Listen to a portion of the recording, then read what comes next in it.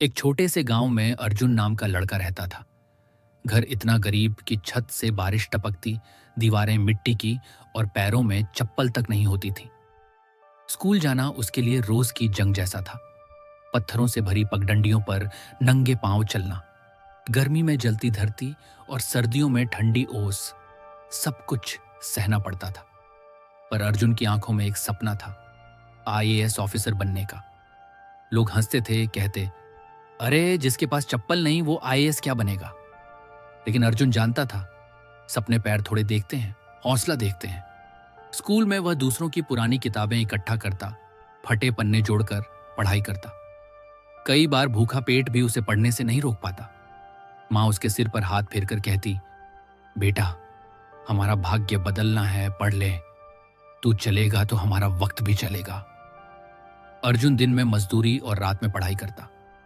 खेतों में काम करने के बाद थकावट से टूटी हड्डियों के साथ भी वह सड़क के किनारे स्ट्रीट लाइट के नीचे बैठकर किताबें खोल लेता।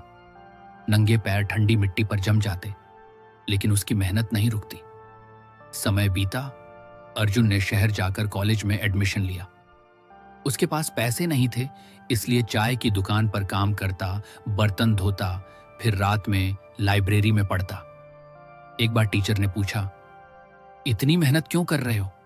अर्जुन ने बस एक पंक्ति कही, सर मेरे सपनों को जूते की नहीं, जज्बे की जरूरत है। फिर आया यूपीएससी का सफर। पहली बार फेल, दूसरी बार फिर फेल।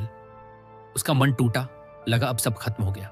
लेकिन मां ने कहा, बेटा तू हार गया तो ये गरीबी जीत जाएगी, फिर से कोशिश कर। उसने आंसू पोंछे और खुद को एक बार फिर संभाला। आखिरी प्रयास में वह दिन रात एक कर पढ़ता रहा।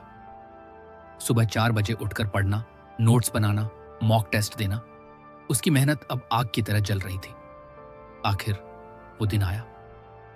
यूपीएससी का रिजल्ट जारी हुआ। अर्जुन कंप्यूटर स्क्रीन के सामने कांपते हाथों से अपना रोल नंबर खोज रहा था और अचानक वही नंबर चमक रहा था, सिलेक्टेड आईएएस। उसकी आंखों से आंसू बाहर आ गए। वह चिल्लाया नहीं, बस आसमान की ओर देखकर बोला, मां आपका सपना पूरा हो गया। पूरे गांव में खुशी की लहर दौड़ गई। जो लोग उसे नंगे पैर देखकर मजाक उड़ाते थे, वही आज सम्मान से कह रहे थे, अर्जुन हमारे गांव का गर्व है।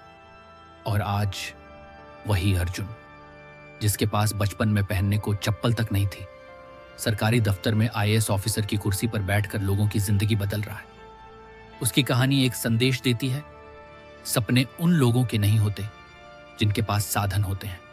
सपने उन लोगों के होते हैं जिनके पास हिम्मत होती है।